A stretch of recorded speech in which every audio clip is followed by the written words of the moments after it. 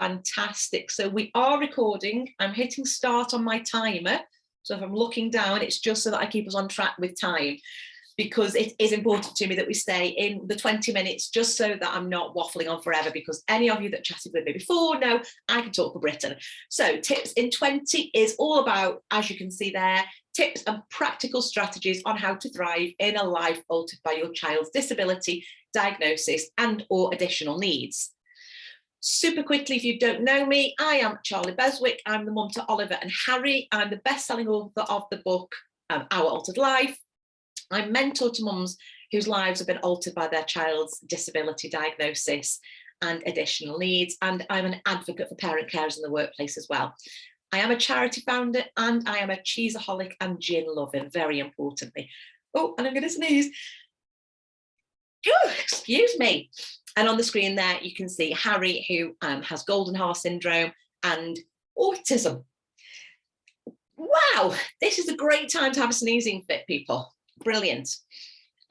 Also, just to add to this evening's presentation, is that we have a sponsor. So Flamingo Chicks are an incredible charity, very based on inclusivity and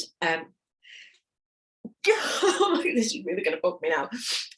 Inclusivity, particularly around dance and activities. So do check flamingochicks.org out. They are based down in Bristol, so that's in the south of England, but they have different hubs all through the UK, and the work they do is fantastic. So a huge shout out to Flamingo Chicks for their support. Now, tonight's theme is all around the importance of self-care, and I know this is a topic that can drive people mad at times, because there's a lot of eye rolling and, okay, when am I going to get time to get self-care? How do I fit that in? So we're going to talk a little bit tonight about what self-care is and what it isn't, and how we can make the most of the time that we do have, because parents like us, we don't have a great deal of time. So it's about maximising the time that we do have without it feeling like a to-do list. But before we get onto that bit, I always like to give a little bit of context, just because I think it's nice to see the bigger picture. And I did a little bit of research around where did the term self-care even come from? And in the 1950s, there was a huge push around person and patient-centered therapy. And it was all about giving them the tools and really making healthcare more autonomous, giving them some responsibility for their own well-being. And this was revolutionary in psychiatry. So in the 1950s, it was very much contained within the medical field, but it was always about skilling people up and empowering them to look after their own mental well-being. And then in the 1960s, the Black Panther Party were a big social movement trying to reduce racism. And they were a huge movement, but they realized that they couldn't keep up momentum. They couldn't keep up the power of their message because people were burning out, because it was such a huge cause to them, as championing our children are. So I was reading this and I was thinking, actually, I can see the synergy there between having this fire in your belly for change and for wanting justice and for wanting inclusion and equality. That's what we're dealing with every single day. And so the Black Panther Party soon realized that actually we need to take care of ourselves. And so they would sort of segregate people off and say, you take care of yourself now. And that way they were able to maintain the momentum of the group. And I thought that was really, really fascinating. So that's when it first became a bit more well known. And actually, it wasn't really until the 2000s, and in particular 9/11, when we were looking at how you could support people on a mass level in a response to trauma, that self-care became more of a mainstream theme and topic. So, pop quiz there, facts, a little bit about the history of self-care and where that came from. I definitely felt that synergy with the Black Panther movement, wanting that, needing that passion and needing that energy to move forward and to fight for what they believed in, which is what we do all the time, but recognizing that they couldn't do that without energy. So we come on to self-care. And first off, the question is, what are the barriers? What reasons do we have for not actually engaging in self-care? And the common ones that came up, and these will be no surprise to everybody else, were time. Because by the time you've looked after your children with additional needs, plus your other children, plus your partner, and additionally, you might have other family friends, other people that need you. There's not much time left at the end of the day. There was also permission as an issue. So that feeling of, if I take time for me, it's not really fair, and feeling guilty for taking that time, because nobody gives us permission. Nobody turns around and says, you have the night off, you go out, or rarely, should I say, people do.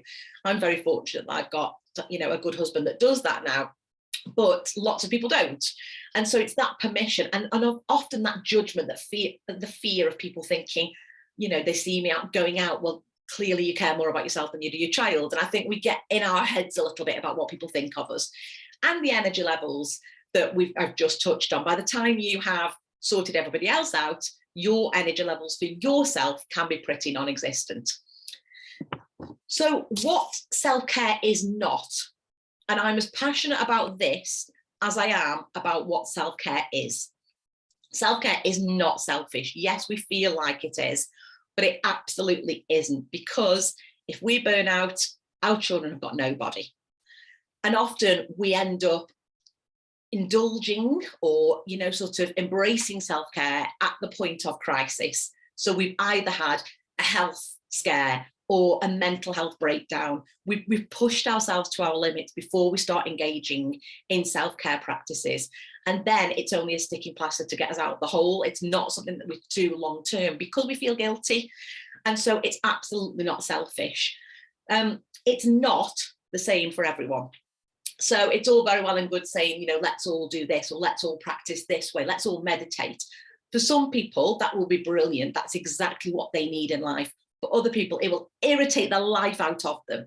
You know, some people's dream of self-care is jigsaw and a wine. I can't imagine anything worse, because jigsaws get me so frustrated that I'd end up slapping it up the wall, you know. So what suits one person doesn't suit everybody else. And that's really key to remember. It's not just a spa weekend away. You know, nobody would say no to a spa weekend away if it came with a built-in babysitter, I'm sure. But it's not always the big grand gestures. Often, and more importantly, it's those little daily practices that I'll touch on in a second. It shouldn't be something else to add to your to-do list. So hopefully you're never in the position where you're thinking, oh, I really should meditate today, or I really should do this because it's on my list. Self-care is there on the list. It becomes a chore. It completely defeats the object of why we engage in self-care in the first place. So it really shouldn't be something that is a burden to you. And there was a viral post there by a lady called Shelby Hyatt, which completely wound me up, because I got what she was saying. Her whole point was, walking around the supermarket is not self-care. Having a shower is not self-care. It's just personal hygiene. You know, sitting with the toilet door closed and having 5 minutes while you're having a poo is not self-care. This was her argument throughout the blog post. And yes, I get what she's saying when you know, you could look at it as, okay, domestic chores, personal hygiene, bodily functions. But parents like us do not have the time to go on a spa weekend. We don't have the time, and we don't have the resources always to leave our children with somebody that we know, love and trust, so that we can go and have a walk in the park for an hour and sit in some trees. And, you know, if we can, then amazing, do it. But I think the danger with Shelby Hyatt's post was that when we start saying this is and this isn't self-care, you start making people feel like they're doing it wrong. Because if the only thing you can do is to have a shower in peace, if that's the only 3 minutes that you get to yourself in the day, then that is the self-care that you need. That's the time that you can invest. And I don't want anybody feeling bad that they're not doing enough of what they should be doing, because people like Shelby Hyatt are saying, well, shopping on your own isn't self-care. Because for some parents like us, that absolutely is. It's the only time we can just switch off and just be women and parents, and not somebody's mum and somebody's chef and somebody's admin assistant and all those other hats that we wear. So, you know, if you take nothing away from this, then, you know, just remember when you're seeing these posts that are saying these little acts aren't self-care, if it is for you, please don't feel guilty, and please don't feel that you're doing it wrong or you're not doing it well enough, because that's complete BS. What self-care is, for me, is whatever brings you peace. The end. That's it. That's whatever brings you peace and joy. And I'm going to put a little caveat in here as well, because whatever brings you peace also includes saying no. So as well as saying yes to the things that you want to do, yes, I'd love to go for a walk with you. Yes, I'd love to have a bath this evening. Thank you. Yes, I'd love to do whatever it is, have a Zoom call with a friend. Brilliant, great. But self-care is also, and more difficult, and more importantly, say no. So when people are asking you out, or when people are giving you advice, or when people are trying to be helpful with all the best will in the world, and it's not helpful, it's okay to sort of push back a little bit and say, I get where you're coming from, but that doesn't work for me in my situation, or that's not something I can do right now, but thank you, I'll shelve it, and I'll bear it in mind for the future. So whatever brings you peace, and so saying no to the things you don't want to do is just as important as saying yes to the things that you would love to do, because otherwise we end up in that place of resentment, and just overwhelm and burnout, because we're doing things for everybody else as well. And that can be the downside of being these super women that we are portrayed to be. You've got it all together, you're always so calm, you're always so supportive of people, and with all the best will in the world, we will have friends that will come to us to offload, to unburden, and so it's great, it's self-protection to be boundaried around your time, around your energy, around the amount that you are giving to people in proportion to what you're receiving. So I'm stressing that part as well, because that's never really talked about in the realm of self-care. That's saying no and reclaiming a little bit of your own empowerment. Conscious practice is there because the things that we do, and I'll come on to some really super simple, maybe a little bit annoying suggestions from the internet about what self-care could look like, but it has to be conscious practice. It can't, to make the best of it, so that it is activating our sympathetic, parasympathetic nervous systems, and just finding that balance. We have to be aware that we're doing it. So as much as I'm saying, I don't want you saying I should be doing this, if you are in a moment where you're thinking, oh, do you know what, I'm just going to sit, just be aware, just talk yourself through it. I'm just going to sit, and I'm going to feel the chair, and I'm going to pop my head back, and I'm going to do some deep breathing, and I'm intentional, and I'm aware, and I'm bringing that little bit of peace to my body for 30 seconds. So that intention is really, really important as well. It's absolutely essential. There's the whole old cliche about put the oxygen mask onto yourself first before you have anybody. It always winds me up, because I always think I'd forget. I'd be too busy masking everybody else up and gasping for air personally. So I think it's one of those things that in practice, it sounds great in theory, but in practice, I'm not sure I would do it. But we do have to take care of ourselves first, because nobody else will be doing that for us. So it is absolutely essential. And something that self-care is often overlooked in discussions is it's a teaching tool for our children. So in taking time for ourselves, and actually self-care is not me instead. Self-care is me too. Big difference.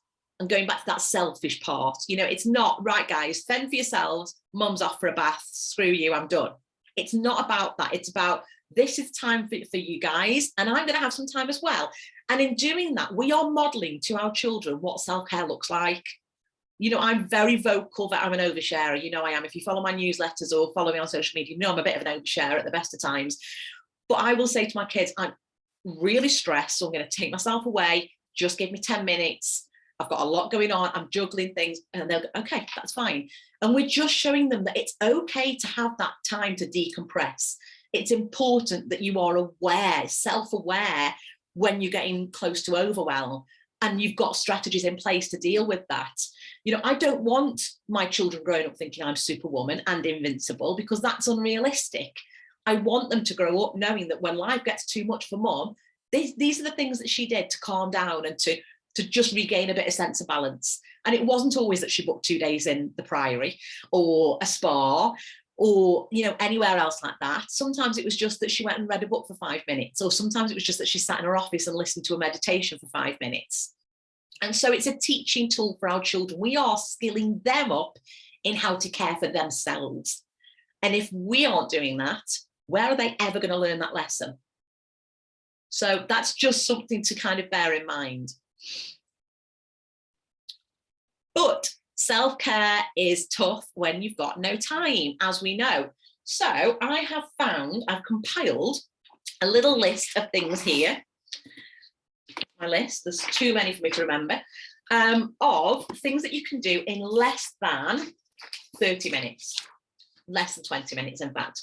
Some of them you'll be like, yeah, okay.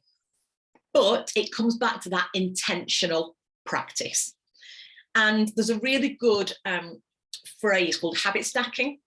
And I knew the phrase, but I couldn't remember until I saw somebody in my group mention it earlier. So huge thank you to that person.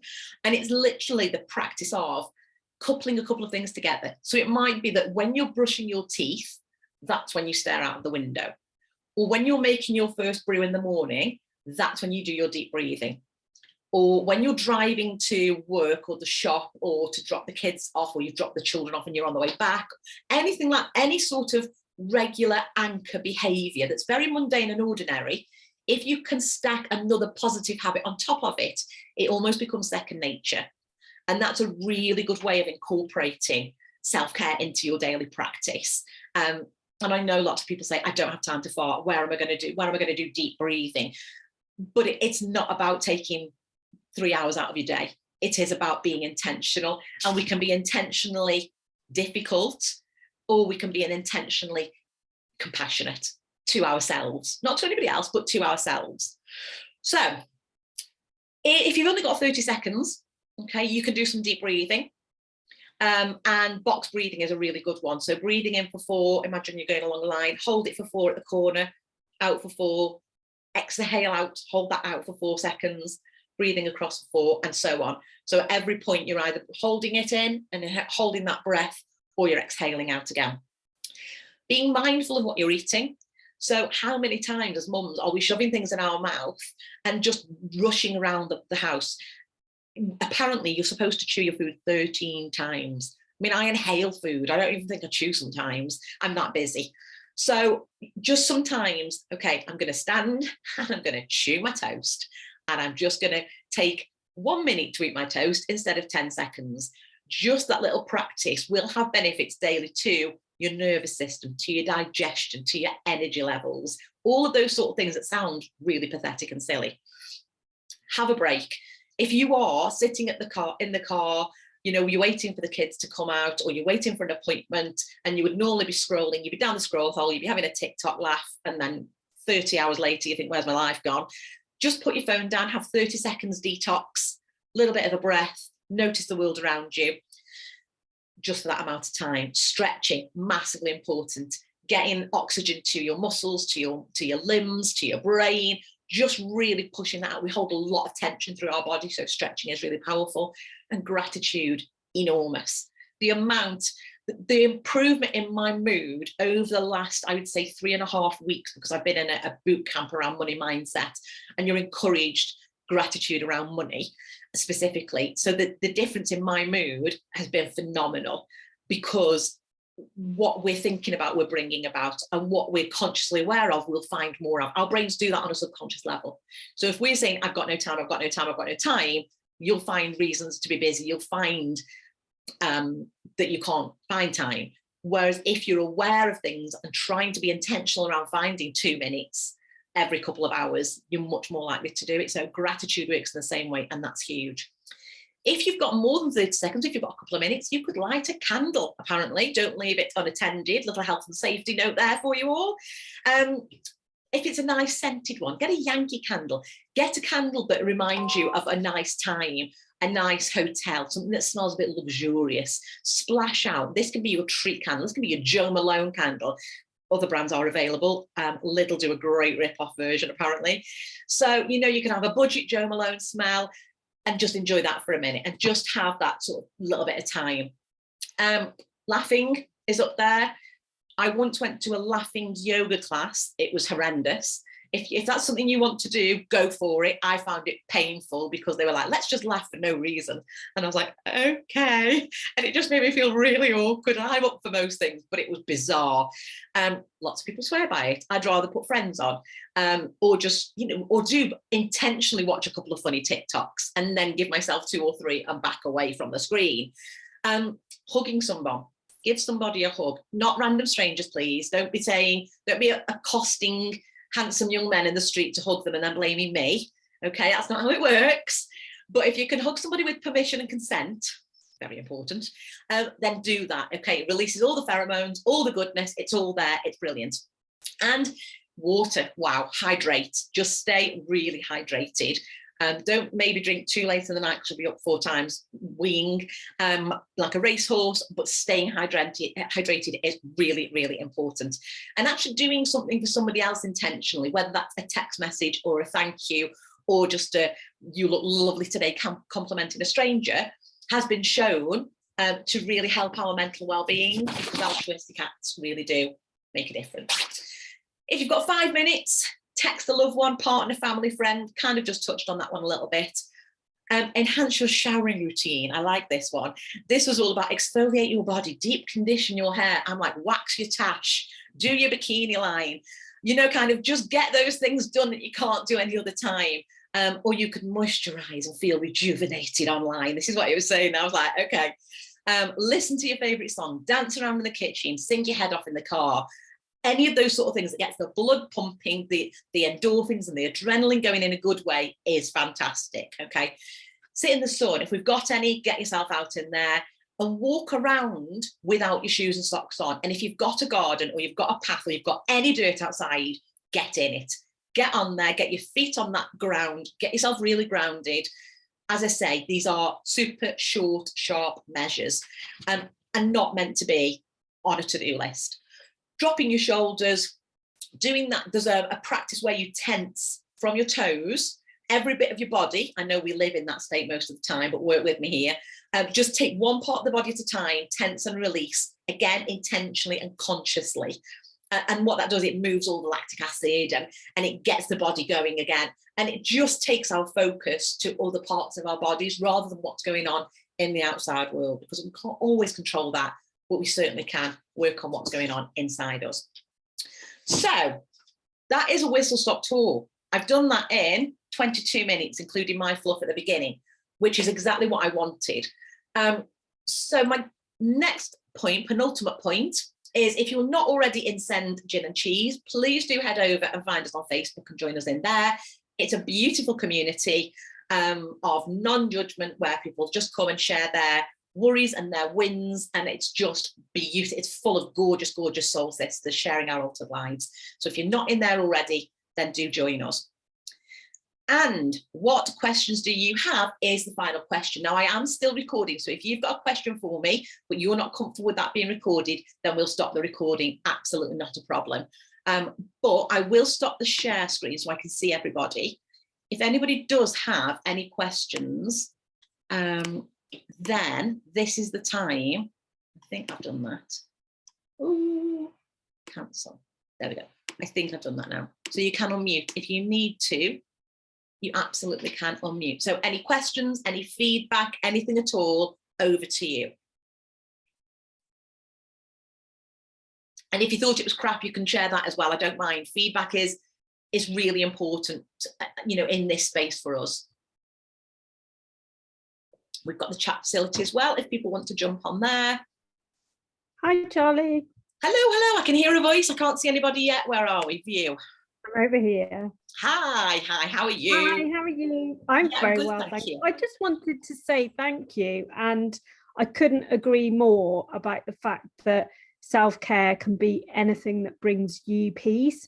I've seen really similar messages about how, going to the supermarket isn't self-care. And actually, I love the opportunity to go to the supermarket and look at the books and the magazines and the clothes and all of those things. And I feel real joy from that.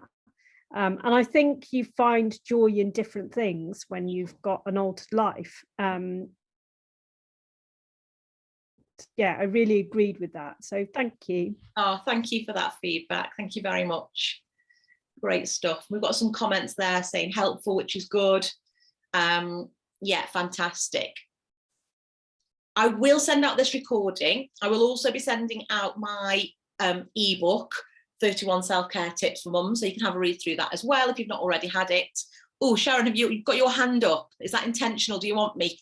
You are a good student, sitting there very patiently, like not shouting out at all. Fire away. Can you hear me? I'm on some new headphones. Yeah. Oh, brilliant. So I had a comment and then a question. Okay. So my comment is that, well, first of all, relate to everything you've said. It's all really helpful, and just nice to be in a group of people that kind of share some similar experiences. So there's a safety and a solidarity in that.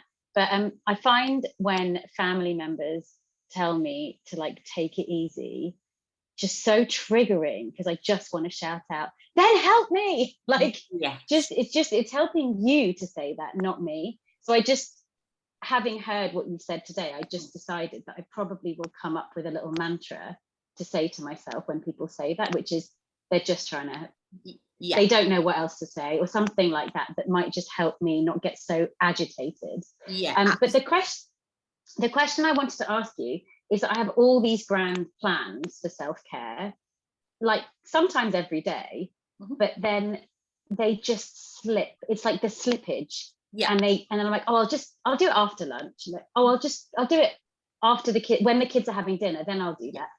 I'll do it after they're in bed. And then it slips. But I know my husband would like support me if I wanted to go out. Some of it is fear of missing out on, like, I just love being around my family. But some of it is this putting myself to the back of the queue. So I just wondered if and then I do become resentful because I'm like, I've had no time for myself. So I just wondered if you've got any advice on how to be really boundaries and how to prioritize that and not let it slip.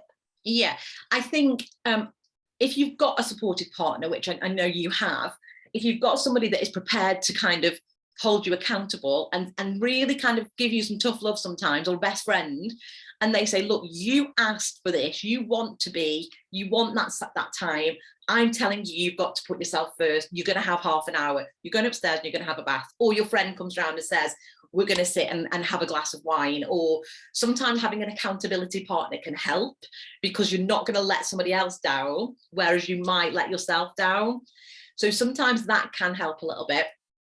With regards to we'll do it after lunch, or we'll do it, I'll do it when the kids have gone to bed. That's where the habit stacking comes in again. So instead of we'll do it after lunch, right, well, my practice today is just deep breathing, and I'm going to do that while I'm making lunch, and include the children if you can. Mummy's doing some deep breathing, let's do it together.